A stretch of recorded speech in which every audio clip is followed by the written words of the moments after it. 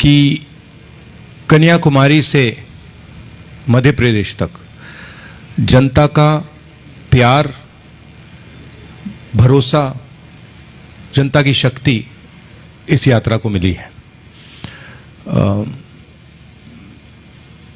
जब यात्रा शुरू हुई थी तो मीडिया ने कहा था केरला में तो यात्रा सक्सेसफुल रहेगी, मगर कर्नाटक में प्रॉब्लम आएगी।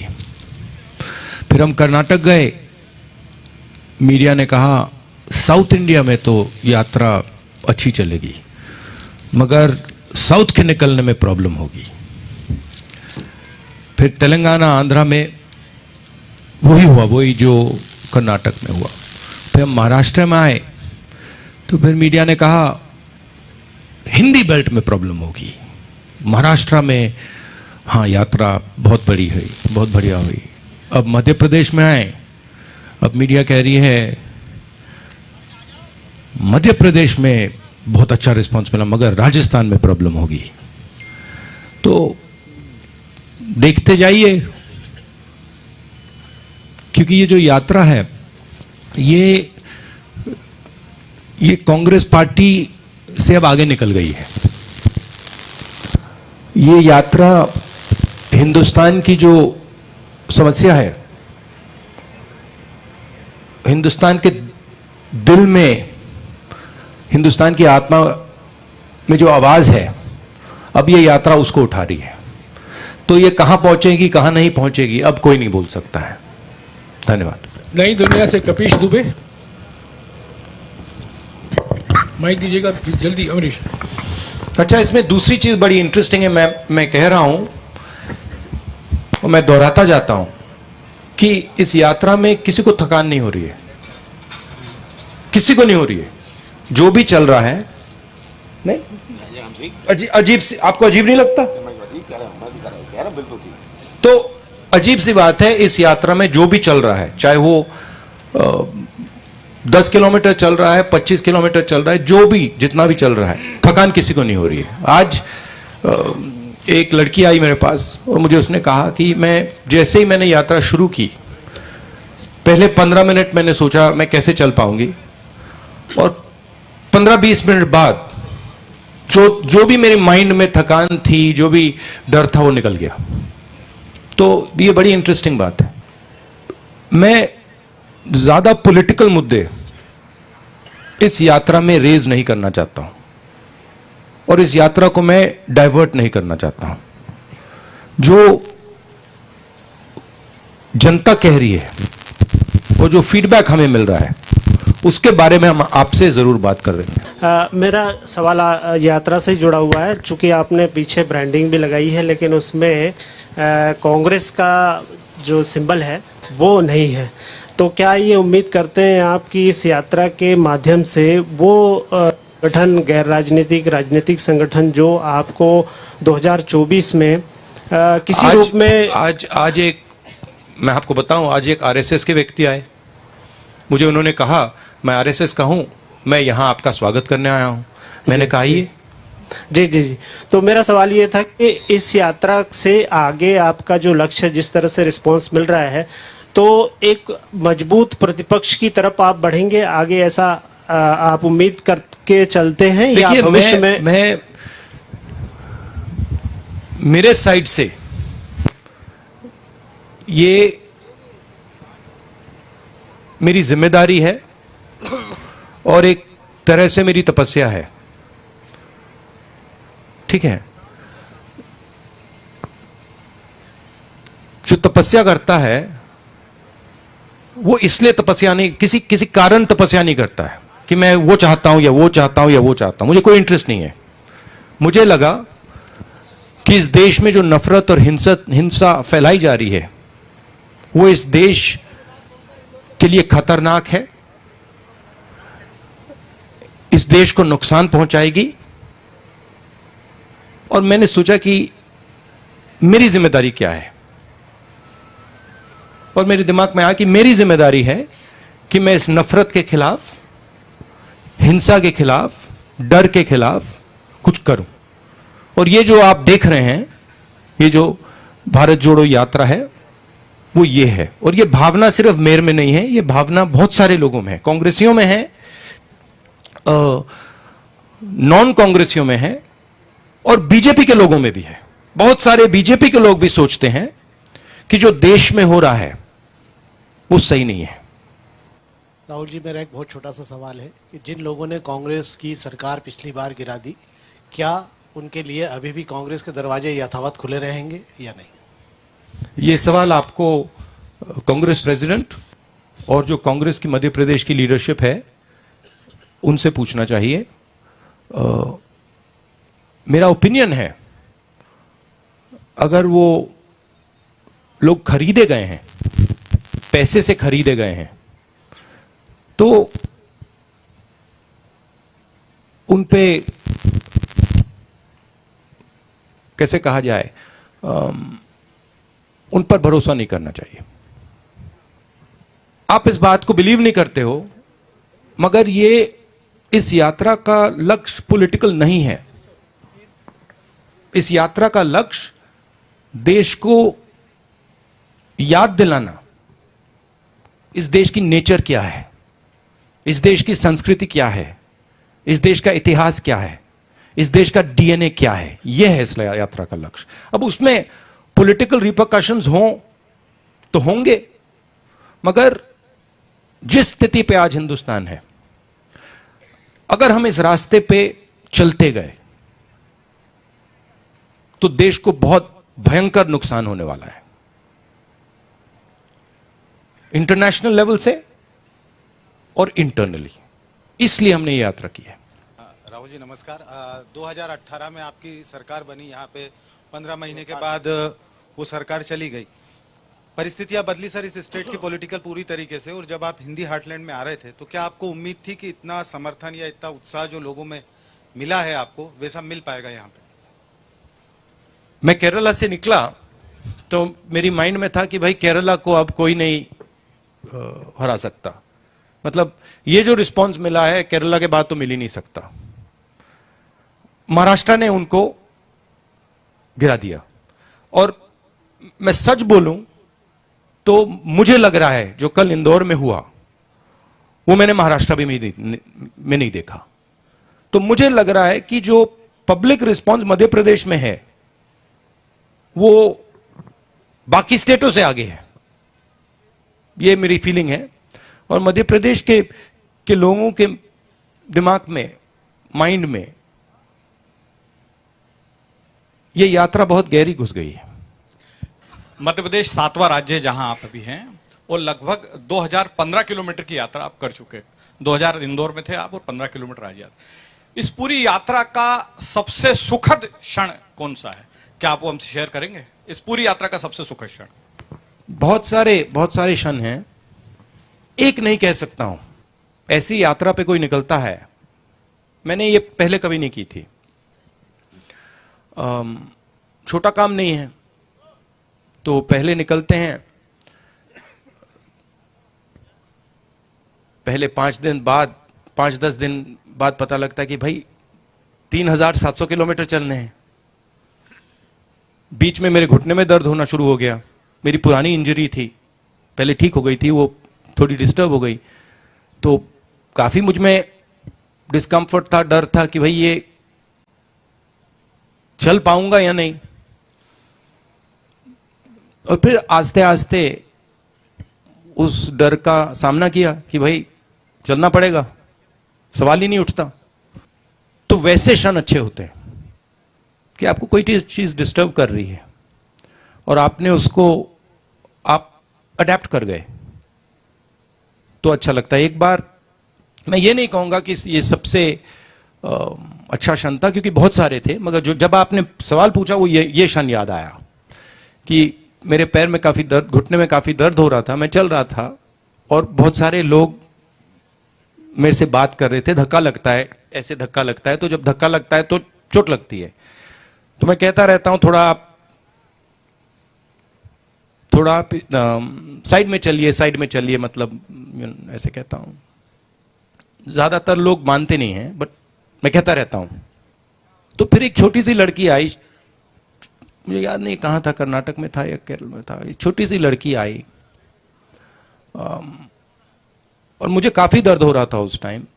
तो वो आई और वो साइड में चल रही थी, मैंने नोटिस किया वो मेरे अंदर नहीं आ रही थी, मतलब वो बाकी लोग सब ऐसे आ रहे थे, वो थोड़ा दूर चल रही थी, मैंने नोटिस किया। फिर उसने चिट्ठी निकाली और उसने कहा देखो ये आप पढ़ लीजिए।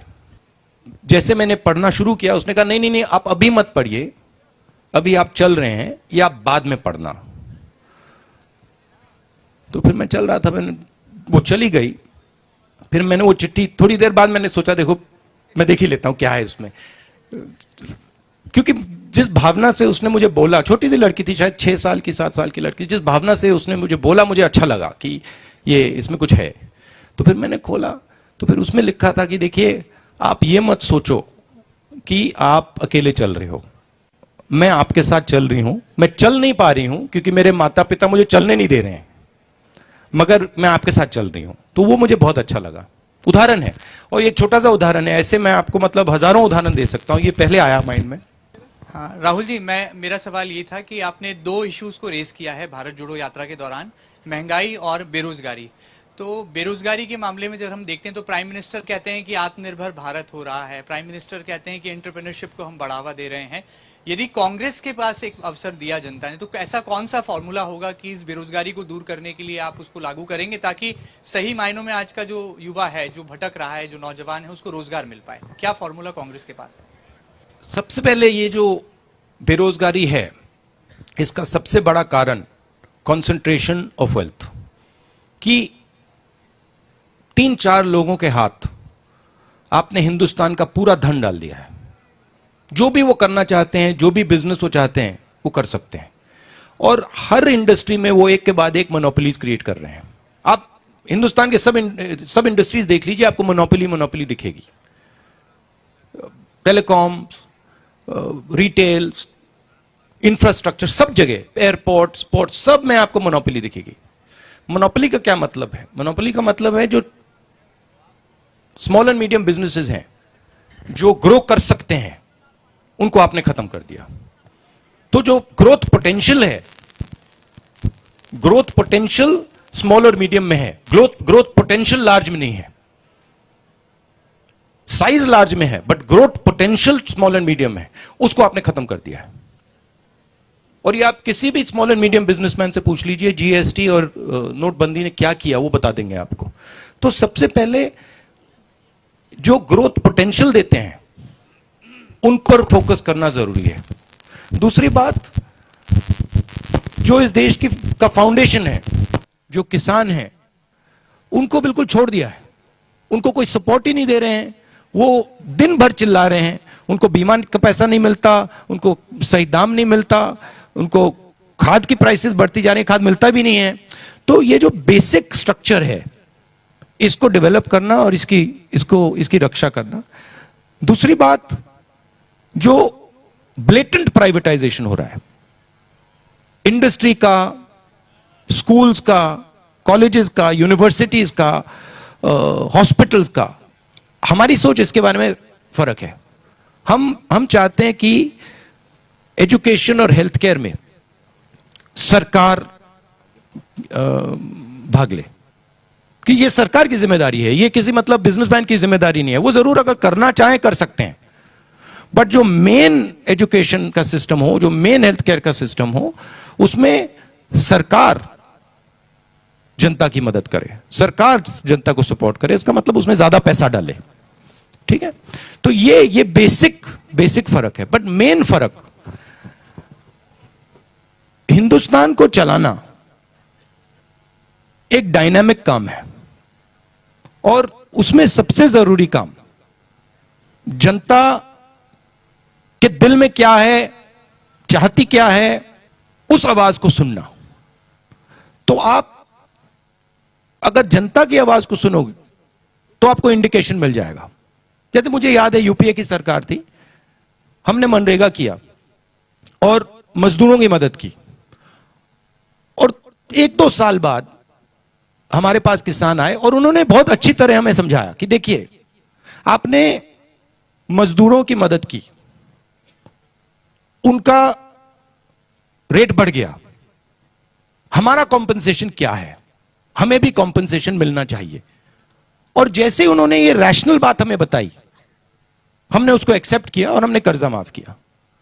तो मेरा कहना है कि ये देश डायनामिक देश है, इसको आप किसी रिजिड स्ट्रक्चर के साथ नहीं चला सकते। और बीजेपी इस देश की आवाज नहीं सुन रही, आरएसएस बीजेपी इस देश की आवाज नहीं सुन रही है, और वो रिजिड तरीके से देश को चला रहे हैं। उनके जो आइडिया है, उनकी जो सोच है, उससे वो चला रहे हैं। देश हिंदुस्तान की सोच से चलना चाहिए, सरकार की सोच से नहीं चलना चाहिए। राहुल जी, यात्रा 5 तारीख को राजस्थान पहुंचेगी और राजस्थान में जो राजनीतिक हालात है वो आपसे भी वाकिफ है, आप भी वाकिफ हैं उससे। जिस तरीके से अशोक गहलोत ने सचिन पायलट को गद्दार कहा, क्या आप भी मानते हैं कि इस बात को, क्या उन्होंने गद्दारी की है? मैं इसमें जाना नहीं चाहता हूं कि किसने क्या कहा, ठीक है। ये दोनों नेता कांग्रेस पार्टी के एसेट्स हैं, मगर मैं आपको एक बात की गारंटी दे सकता हूं कि भारत जोड़ो यात्रा पर इसका कोई असर नहीं पड़ने वाला है। सुप्रिया भारद्वाज, आज तक। सर मेरा सवाल ये है कि आपने जब भट्टा परसौल से शुरुआत करी थी, तब से जो है आप पे पर्सनल टैक्स होते जा रहे हैं, और जब से भारत जोड़ो यात्रा शुरू हुई है, आप कह रहे हैं सभाएं पॉलिटिकल प्लेटफॉर्म नहीं है, हम तो पूरा भारत जोड़ने आए हैं। कभी आपकी शर्ट को, कभी आपके कंटेनर्स को लेके, अब तो बात बियर्ड से लेके और भी चीज़ों तक पहुंच चुके हैं। इसको जो लगातार हमला हो रहा है, इसको आप कैसे देखते हैं, स्पेशली उस समय जब आप कह रहे हैं कि सभी लोग आए, नॉन पॉलिटिकल है, और दूसरी तरफ जहाँ पे रिगरसली, कंटिन्यूसली हर चीज पे जो है, माइन्यूटली नहीं बल्कि मैसिव लेवल पे पर्सनल अटैक्स हो रहे हैं। बीजेपी की प्रॉब्लम क्या है, मैं आपको बता देता हूं। प्रॉब्लम यह है, और इस यात्रा ने इसको,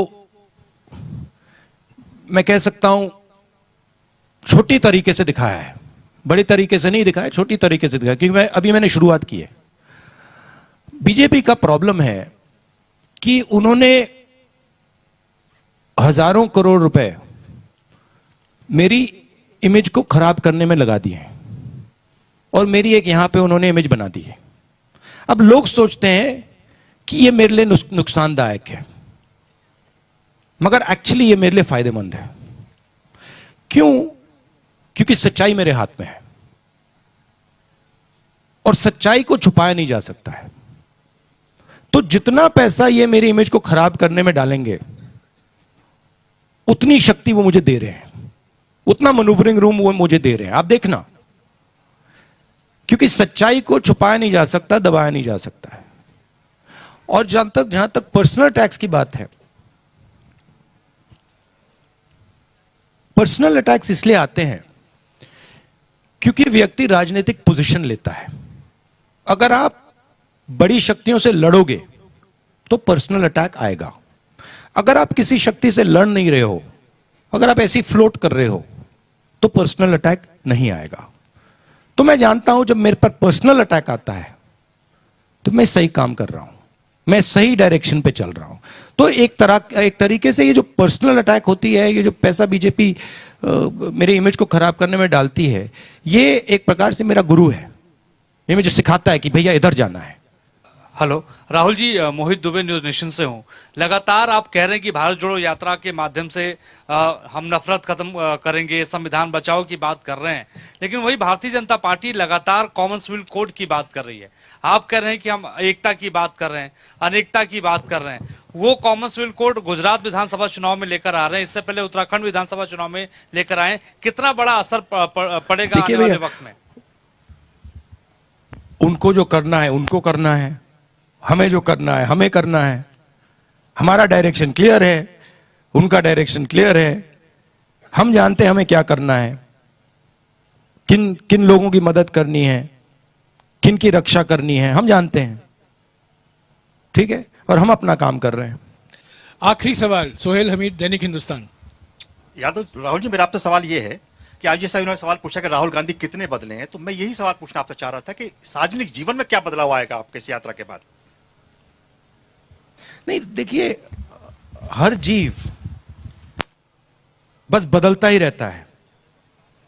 सिर्फ आरएसएस के लोग सोचते हैं कि जीव बदलता नहीं है, मगर अगर आप देखें तो हर जीव सीखता है, बदलता है, समझता है, नहीं समझता है, तो ये तो कांस्टेंट प्रोसेस है, इसको इम्परमानेंस कहते हैं। राहुल जी 40 मिनट में आपने 17 सवाल लिए हैं। कुछ लोग 17 सालों में एक सवाल भी अभी नहीं अभी लिए कोई हैं। न्यूमरोलॉजिस्ट नहीं, और अभी कहेगा कोई नहीं सवाल 17 अनलकी है, 18 करो। अभी सवाल का वक्त हो चुका है, प्लीज। अभी सवाल जवाब का वक्त हो चुका है। राहुल जी को पद यात्रा शुरू करना है दोपहर को।